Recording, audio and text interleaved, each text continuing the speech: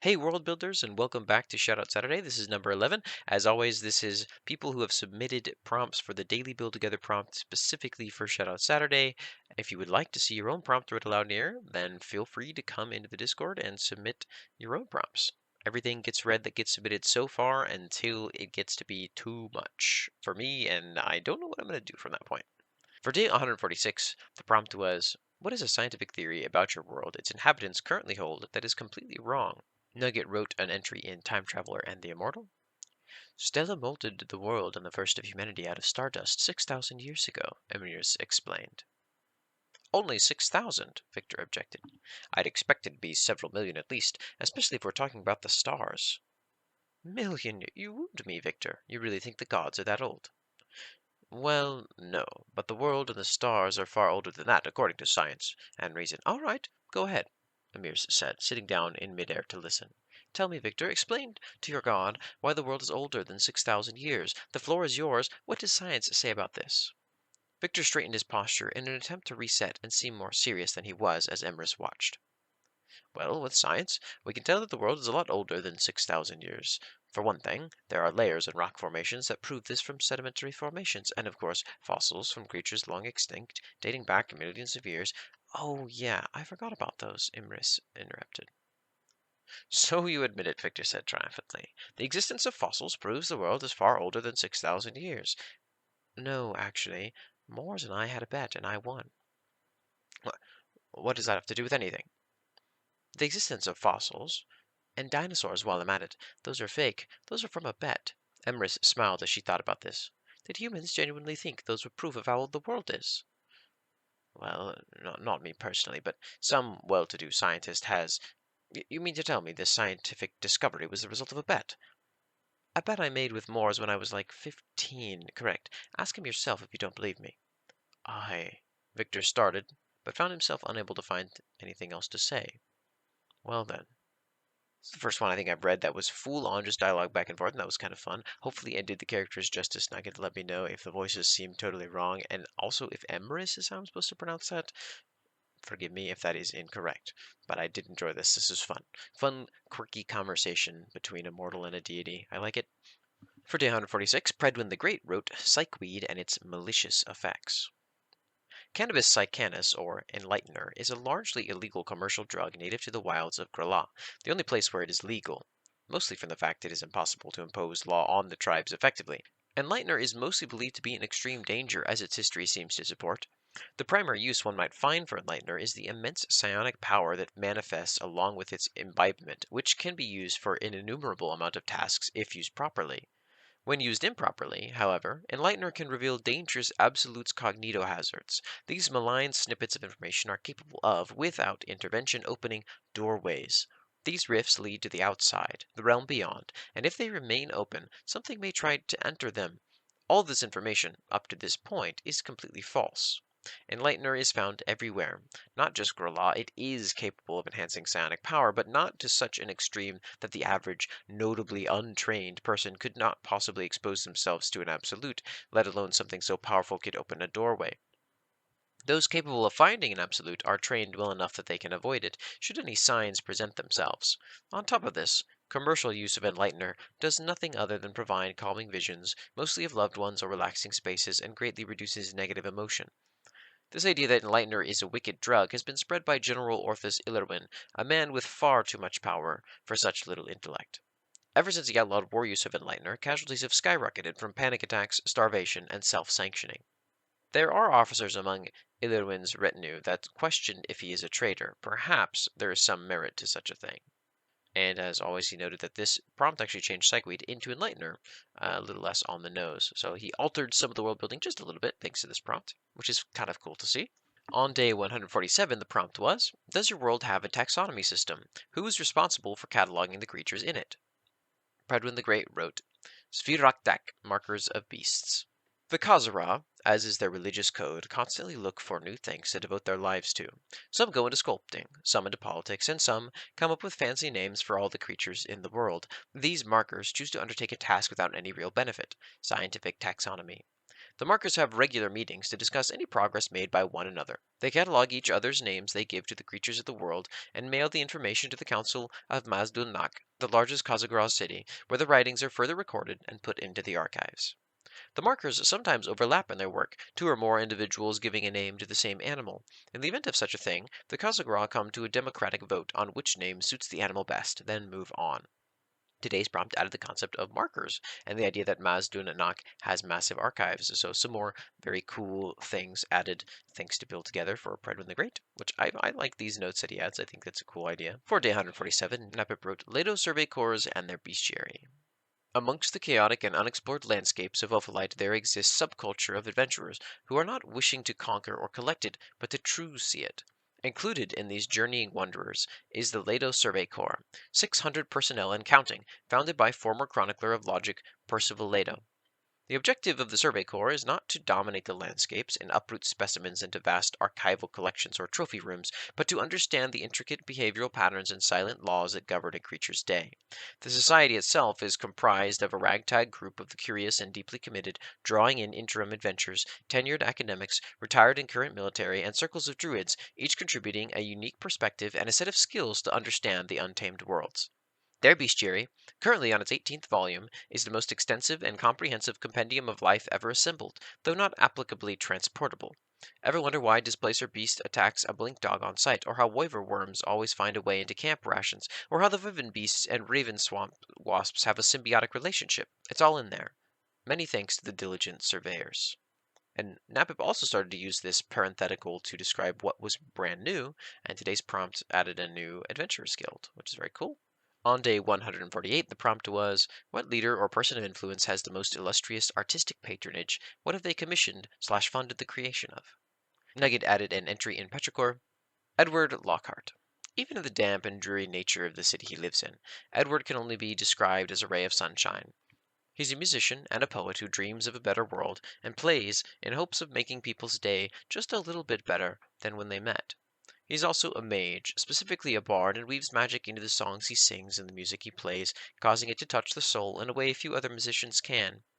He's generally well liked by anyone who meets him, though is commonly described as having a few screws loose, as what other reason would he have to be as happy as he is? Despite this reputation, however, Edward is actually a rather controversial figure. Those in the aristocracy don't like him because he's from Lower Petrichor and only married into a noble family. He has no wealth, status, or even a name, and spent most of his childhood on the streets. He is seen as filthy and uncouth to those in the aristocracy, and they feel he doesn't deserve the position he's in. At the same time, the Commonwealth see him as a Marie Antoinette figure who married into an already controversial noble family and doesn't use his, admittedly very little, influence to do something to help the Third Estate, and only indulging the decadence of his new nobility. He's caught between a rock and a hard place, with one group disliking him for interfering too much, and the other for interfering too little, and is seen as a traitor either way. But yet, at the end of the day, Edward still plays his violin and sings as if nothing was wrong, in hopes that someone's day may be a little bit brighter upon hearing his voice. For day 149, the prompt was, what is a member of a military/religious order that is highly feared even within their own faction? Predwin the Great added Scry Snipers. Scry Snipers are, without a doubt, the most dangerous mortal combatant in all of Turmoil. They are all female soldiers, ritually blinded and forced to hear the voice of Rom. They become reliant on this voice, which guides them through everyday life. They wield powerful weapons that they never miss their shot with and never show fear in any circumstances. Those who have borne witness to a Scry Sniper in the flesh are met with an overwhelming amount of dread, a sense of impending doom every second they remain near the sniper. This aura is so powerful that even Axions, the highest form of military rank within Remexia, rarely ever walk away from a Scry Sniper without their hands trembling and their foreheads sweating profusely. The fodder of both Remexia and Castellum steer well clear of any of these femme fatales. Male soldiers that are forced into a squad with a Scry Sniper often come out of duty, if they survive, forever terrified of those of the fairer sex. Female soldiers that operate with Scry Snipers more often than not are in extreme danger of metaphysical deconstruction if in close radius to the sniper for more than a day. Those who oppose Scry Snipers, from the moment their ally gets their head blown off from 8 miles away, immediately lose their nerve. Panic spreads very quickly. Soldiers break formation and trample over each other. This fear is infectious. Even those who didn't see the death of their comrade or even hear it will, in unison with their allies, completely lose their will to fight. The only combatants the Scry Snipers fight that are immune to this effect are the Kazagra, Umberkin, and the Chosen. I really like the ending of this because it gives me an idea of sometimes when you have one side that Redmond writes a lot about that's really, really obviously powerful, it's nice to know, oh, well, there are other groups that are effectively just capable of countering or actually properly fighting back against some of these things. Because on its nose, describing a sniper sounds a bit OP, but then you have, oh, well, there are things that aren't even affected by this fear factor, which is very cool. I'd like this. Gives me a little bit more context for the world. Nugget writes for day 149, another entry in Time Traveler and the Immortal. After the gods drove the world apart, mortals grew to fear all remnants of magic that were spread across the world. From this fear, the Witchfinder army was created, people whose job it was to identify magic and destroy it. While they've mellowed down since the insanity in the 1600s, the practice is still prevalent even if it's taken a more underground form. The Cogwin family have been witchfinders for centuries, and the current time travel head of the Witchfinder army is Witchfinder General Phineas Cogwin. Phineas takes his job extremely seriously and is known to be very extreme in his hatred of magic. He despises magic with every fiber of his being and will not rest until every drop of magic is destroyed. Of his children, he wanted Victor, his eldest, to take over his position. Victor was trained from an early age to kill those suspected of having magic. Even when it made him sick to his stomach, Phineas would only go harder on Victor until he wouldn't fight back. Victor never liked the work of witchfinders, having magic himself. He doesn't know where it came from, or how to control it, only how to push it down and hide it. After all, he learned early on what happens to people with magic, and anyone who knows Phineas knows family won't be enough to save Victor's life. For day 149, NYUX added Sentry. Every member within Arrow has a rank, this being indicated by their armband color. This rank will determine everything from their clearance level to their accommodations. People below a certain rank cannot even access most of the Arrow facilities. All of the high ranks will have the benefits of the ones below it. Duskling Dark Purple. They are the lowest of the low, most often being freshly acquired subjects. Current Dark Blue. Often just being cannon fodder soldiers or workers who offer no real value to the organization. Wing Black. The base level for all engineers/technicians, with them being able to raise their rank with contributions. They will have access to free food from the cafeteria once a day. Stride Blue. The base level for all field operatives. Their rank will either be stripped down to current or raised depending on their success rate. Solaris Green. The level for most assets who have completed their compliance training. They have access to most facilities if they are accompanied by their handler/guarded. Anchor Cyan. The highest level for engineers/technicians and the second level for field operatives. This rank can be demoted if it is deemed so. They will have access to all organizational Arrow facilities, private living quarters, and 2 food deliveries a day. Beacon Yellow. The highest rank for field operatives. They will have access to most classified information, and the only way for them to be demoted is execution. Sentry Orange. The few assets that have successfully been modified are within this rank. Few have ever seen one, and even fewer live to tell about them. They are constantly in use for either guarded or hit assignments. Each of them have a name within the organization, with there being only 13 of them. Vein, Pylon, Lumen, Hush, Rend, Mire, Flare, Veil, Pulse, Crux, Needle, Crush, and Death. The few people who have started conspiracies about them not being real have been made into examples. Not to spread these rumors again. Some of them are used like scare tactics to keep the members of the organization in check, while some have never been revealed to the masses. Trinity Red. The 3 heads of the organization, Sophus, Anati, and Takeo. Sophus is the leader/founder of the entire organization and overseer of all operations. Anati is the leader of the laboratory branch of Arrow in charge of overseeing and performing the biological experimentations and procedures. Takeo is the lead of the technology branch of Arrow, overseeing and running the mechanics of the operation.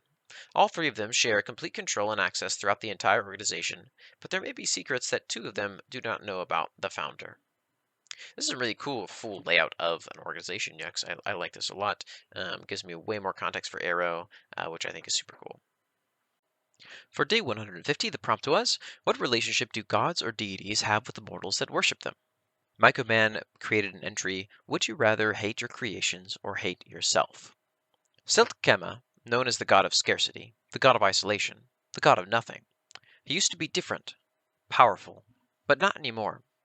He's the god who rules over Kragus, an appearance of dark gray stone with cracks appearing around his body here and there. He sits on a throne of his size in the bottom layer. His eyes look dead, like there isn't a soul behind them. What happened to him? I decided to find out the other day. I decided to visit him myself, since I had nothing better to do. I went to Kragus. simply walking my way down a random cave. Once you pass 50 meters below sea level in any cave system, it acts as a direct port to Kragus. As I entered into the dimly lit area, I focused power to my eyes to give myself dark vision. It was an easy decision on where to go. Forward. I soon arrived at a small encampment, known as L1-2. L1 referred to the layer it was on, and it's the second encampment on the list. I'm unsure how they came to decide why this encampment was the second. Maybe it was simply the second one made. Regardless, it isn't time to ask that question now. What it is time for is to figure out how to get to Pike. I found a private area in the camp and focused the weave to the outermost layer of skin, letting myself be visible to mortals. Then I approached the nearest person I saw, a shorter fellow with pointed ears. "Hello there, my light-footed friend. Could I ask for directions to Pike? I'm new to this realm." He responded quick, a chipper, nasally voice slightly echoing through the cave. "Well, hey there, stranger. New around here, are you? Let me show you the map." He took me over to a board, which I quickly started to copy into my personal atlas. We'll see how accurate their map is another time, I presume. I then thanked the man, as any other person would. "Many thanks to you, kind one. I hope the rest of your day goes swimmingly." A slight grin on my face as I left the short one alone. It seemed to be a trip that'd take anyone else a few days. Since I didn't have any limit to my stamina, I should be able to run and make the trip in about a day or so. If anything interesting pops up, I'll be sure to note it down. Note: there's a few pages missing, seemingly ripped out of the notes. Where they are is a mystery only Anorak knows the answer to. I've arrived at Pike. It's a stunning city, truly showing off the grit and grime the common folk here need to deal with in their daily activities just to survive down here. They're wearing interesting arcane devices they call crag packs. I'm sure I'll put an entry about them here sooner or later. Anyway, I went to the bottom of Pike, on the third layer of Kragus. From here I travel to the wilderness and can head down to the fourth layer on foot. I've been debating whether to run to get there fast or to walk to take some field notes along the way. I decided to walk. I found a fungal humanoid species that I can only describe as utterly adorable. They're some of the cutest little things I've ever seen. Something to note is that somehow they can see me, even when I'm not holding my body to the mortal plane. How intriguing. I'll need to revisit them some day. Anyway, past their dwelling space, I found a rather steep path leading to the fourth layer. I do believe it will be fun to slide down. See you all on the other side. Well, what a shame. On the way down, my book scratched against some large rocks and some of the pages were ripped out. I think that the important, or I suppose relevant, to use a more accurate term, information is still present. Moving on, though, it's rather bright down here. There are channels of some sort of fluid here. I think the fluid carries electric current. I'm going to follow it and see if it leads me to Seltkema. Well, I followed the river of glowing blue, and I see him. I think he's looking at me, which is odd. Usually nothing can see me unless I want it to. I began to slowly approach, only moving a few paces closer to this stone giant. He spoke. His voice was dry, tired, dead. "Ram Walker, you finally decided to give me a visit, did you?" His voice is odd to describe. It sounds like it should be more powerful, more commanding than it sounds now. I nod to him, replying, "Indeed, so come—" "Do not call me that." He cut me off harshly. I took a step back, which I only noticed after the fact. "I simply come to you with a question. I heard a rumor." He stood from his throne, already knowing what I was asking him. I looked up at him, maybe 14, 15 feet in height, his body slender, almost malnourished, but with a stone texture to it. I couldn't tell his species, so maybe he's supposed to look that way? "Yes, I'm the god who wishes not to be one, Anorak. You want me to explain why? Is that why you took the time to find me down here, sitting underneath my people?" The way he said the last word, I could tell he meant it as an insult. He took a step closer to me, making me have to look up at a harsher angle to hold eye contact. "I was supposed to be different. I was made by Nameo and Ernor with the purpose of being the god of excess, the god of gluttony. But when I first came to be, I didn't understand why my life was made for me. Why was my destiny chosen before I even existed?" He bends his knees, getting closer to my face, and I nodded, understandably. "I get that. But why do you not want to be a god? What about this is uninteresting? I'm forced to look after mortals like a shepherd watches his sheep. They're like livestock to me, Realm Walker. I shouldn't be given that responsibility if I didn't choose it. The gods know not of where you came, nor how you got here, but we know this isn't your home. We know that your current life, it wasn't chosen by you, but for you." He began pacing back and forth as he continues to explain his reasoning. This was the most energetic I've heard his voice get. Its register changed. It almost shook the cave we were in. It was full of meaning and truth. "I don't know this. I don't want the power, the control, the—" He suddenly stopped talking, his face returning to its dour expression. He let out an exasperated sigh. "I've tried to leave. to retire, to stop. But I can't. So now and again I send those who remain a challenge. If they surpass, I reward them. If they die, one step closer to my dream. A battle of eternity, them fighting their freedom, me fighting for mine. Satkama was his name, the god of excess, the god of too much, the god of always wanting more, but that isn't who he is anymore. He goes by Hemak now, but I call him Hem for short. And no matter how things go for him, I hope that he finds something to bring him joy in his endless life. There's a small note in the bottom, scratchily written by handwriting that isn't Anorak's. Selkema, god of gluttony, is scratched out. Hemek, god of choice. This one's very cool. I think maybe the longest single piece we've had so far, or one of the very long ones. Once again, I hope I've done the devices justice. Let me know, MycoMan, if you have any notes in that regard, but I really did enjoy this piece. I personally want to write more stuff like this, where you get a bit of a journey through a location or a place or a realm from just a first-person perspective of an individual. It could be very useful, I think, to help build out a location in your own mind, as well as, give it to readers. Well done. For day 150, Nugget adds a petrichor entry. There are 4 gods known to exist in petrichor. It's said that they used to be benevolent in nature, but the grief of humanity has warped them and caused them to forget who they once were, and that their tears are responsible for the eternal rain. The Keeper, the white god of secrets and betrayal. The Frenzied, the red god of madness and insanity. The Avarice, the black god of greed and wealth. The Decayed, the pale god of illness and death. They don't have names or faces. They do not talk directly to mortals or even look them in the eye. While some claim to be able to hear or even see the gods, they are never described as speaking. They're more like forces of nature than they are characters. A hurricane doesn't care how much you pray to it, nor does it even know you're there. It's simply a matter of getting out of its way. Many people simply pray to the gods to avoid getting their attention. Keep your head down, avoid angering them, and maybe things will be okay. But there's some who revel in the attention of their gods and mold their entire lives around them, or at least see it as a if you can't beat them, join them way of attention. Ambrose's entire family is associated with the Decayed.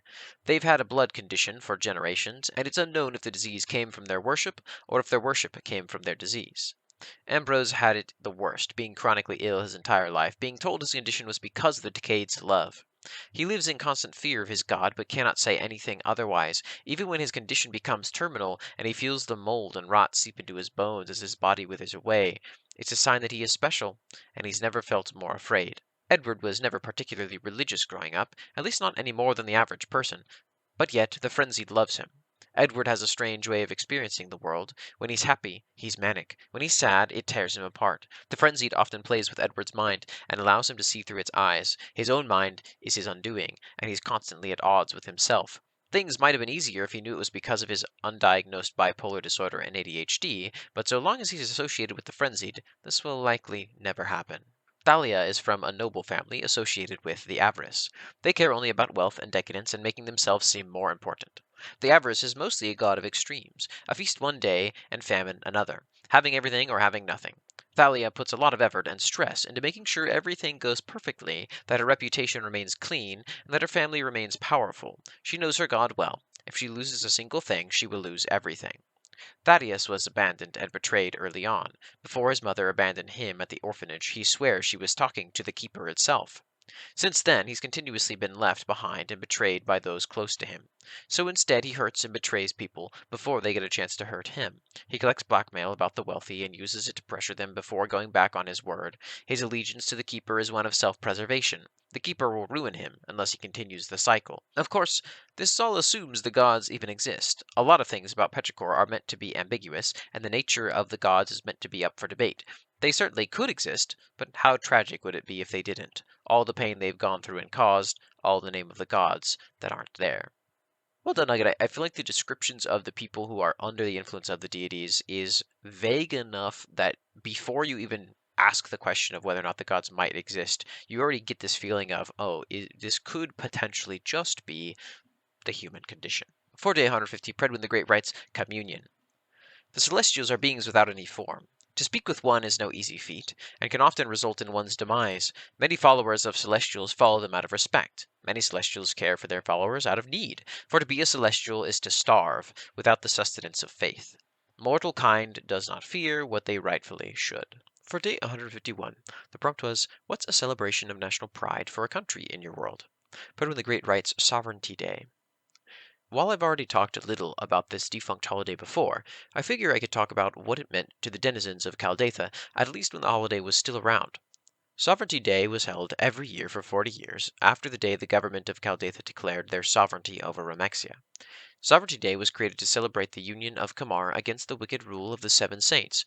Every year, every town's main square was funded with decorations. Street vendors had sales, the children played games, everyone else got the day off from work, other than important jobs like apothecaries and soldiers, at least. Sovereignty Day was by all means a wholesome holiday that unified Kamar year after year. Of course, with the Orc War, the holiday has sadly been put on indefinite hiatus. Nugget writes Starfell, an entry in Time Traveler and the Immortal. The 12 Days of Starfell is the Christmas/Yule equivalent holiday in Time Traveler and the Immortal. It marks the end of the Divine War and the resulting 12 straight days of darkness without the sun nor stars lighting up the sky. From the gods' perspective, this was when Aurelius, as the sun, was near fatally wounded, resulting in him falling from the sky as a falling star, hence Starfell, and later abandoned entirely on Earth. They were at peace, but not for long. For mortals, this marked the day the gods died. They had destroyed the entire world in their war, and now it was over. They were dead. It marks the day humanity decided they did not need the gods anymore. For the next 12 days of pure darkness, mortals found ways to light the world themselves, because they did not need the gods to provide them with light. Celebrations with feasts, festivities, gifts, and games, because the gods were dead and humanity didn't need them anymore. From December 25th to January 6th, the gods mourned the friends and family who died in the war while thanking the stars it was over. Humanity celebrates what they see as their liberation. And on day 152, the final day of this Shoutout Saturday, the prompt was, what group is essential for the upkeep of something very important? Predwin the Great writes, the Custodians. The Custodians are a group of people in Havenhold hired to upkeep and appease the many blank spirit complexes throughout the last city of Grala. The day in the life of the average custodian is rather mundane, although it is absolutely integral to the stability of the city. Each custodian is assigned a certain number of complexes to check in with every couple hours or so. With vehicles making travel easy within the walls, the average custodian is capable of meeting a quota of up to one complex every hour and a half to 2 hours. Rinse and repeat for their 16-hour shift until they get a shift change and the spirits will remain compliant.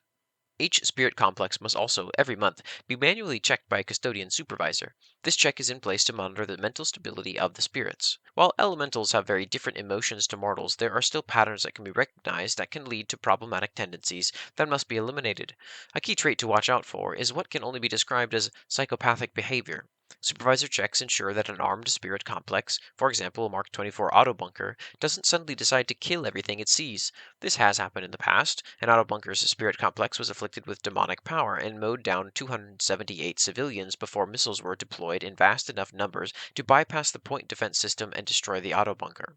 Ever since, the custodians have had a minimum number of workers permitted to be deployed at all times. Finding new custodians is a difficult task, as spirit complexes grow very particular about their custodian handlers. Replacing a worker often causes temper tantrums within spirit complex numbers, and in extreme cases, can cause further casualties if the complex's needs aren't properly maintained. The auto bunkers around the walls may seem unnecessary, seeing as the wildlife doesn't even wander close enough to cause a real threat. However, the auto bunkers are in place not for wildlife but for men. The auto bunkers are there to reduce Havenite casualties in the event of an invasion. The auto bunkers cannot simply be turned on and off, and so the custodians are ever essential to make sure they remain on the side of Havenhold. This is also very Warhammer inspired, correct, Bretwin? Aren't there basically husks of people in Warhammer who are used as the binds for machines? It sounds like you're saying these are elementals, but the idea is you bind an elemental's brain or spirit into a machine, and that functions as effectively very advanced AI, which super cool, very cool idea. Nugget writes maintenance in Petrichor, an entry in Petrichor. The eternal rain in Petrichor causes a lot of damage to the city as one might expect. Common jobs essentially just keep up repairs and minimize future damage.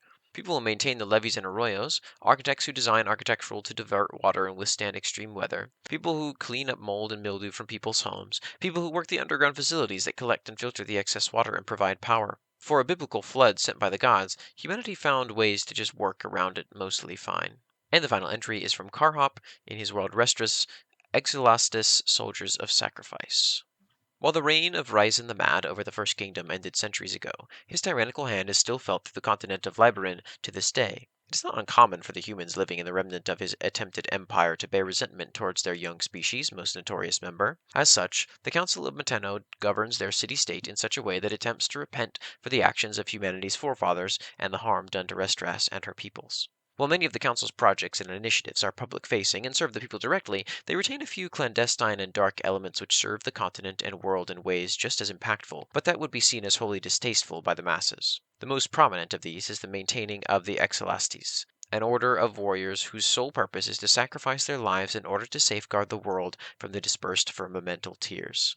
Three strongholds exist throughout Restras, built in remote and treacherous regions devoid of civilized life. These strongholds are austere, cold buildings constructed of thick stone and barred with lead, featuring square towers, large training yards, and barracks that are more akin to prisons than are proper quarters. This is by design, as most members of the Exilastes are criminals whose lives were forfeit due to the nature of the crimes. These men and women are branded with an X on their right temple and have one of three fingers removed based upon the stronghold they are sentenced to live and die in. They are cloaked in funerary robes over suits of chainmail, given sharp black steel, and provided assurance of an afterlife far from the pits of Ganache. Their task is simple, yet unforgivingly lethal.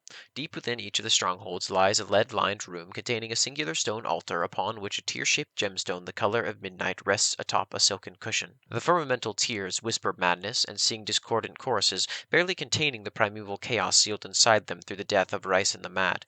This chaos seeps out of each gemstone, propagating spore-borne and mutating vermin within the keeps. The only way to maintain the seal upon the tears is through continued mortal death. And so it is that each Exilaste is trained and fed until such a time that they are called by the Lord Ekporal. Footnote 1. The Lord Ekporal is the commander of a keep and oversees all its operations. They are in daily communication with the council, reporting needs and status of their assigned keep and tier. A Lord Ekporal is typically chosen from the Thantian Knights and has his or her nobility restored upon assuming the title, to descend into the chambers and perform their sacrificial duty. Any who attempt to flee are caught by a Thantian Knight. Footnote 2. Thantian Knights are typically criminal children of wealthy merchants or minor nobilities within Vasilmeno's governance. As a favor to their families, the council places them in these less lethal positions. Their roles at the keep typically include training of the new recruits, overseeing servant staff, and body retrieval when not escorting a reluctant sacrifice. Any who attempt to flee are caught by a Thantian Knight and violently escorted to the chamber, whereupon they are killed at the altar as means of completing the ritual. With the seals sated by mortal lifeblood, the gem quiets for a fortnight, just enough time to train another sacrifice. Really great stuff, very evocative imagery. I feel like Carhop has always been good at this. I've read a lot of his stuff in the past, and he's very, very solid at describing these scenarios in sort of organization environments in a way that I'm not super good at yet. I really like this. And forgive me, Karab, I think I probably pronounced a couple of these incorrectly. If you ever feel like you want to correct me or something might just be hard and you want to help me out, feel free to add that kind of stuff into prompts. But I did my best. I think I got most of them pretty close. Anyway, thanks to all of our submitters. Thanks for building together. This was a great shout out Saturday. Well over like 6,000 words, I think, of writing, which is kind of crazy in a week. Thank you. And as always, if you would like to see your own work here, come hang out with us in the Discord. The link is in the description. You're welcome to just chat with other world builders. But then if you want to see something of yours read here, then just submit it in the Build Together forum and add the Shoutout Saturday tag, and it'll be included. Thanks for watching and listening. Have a great day.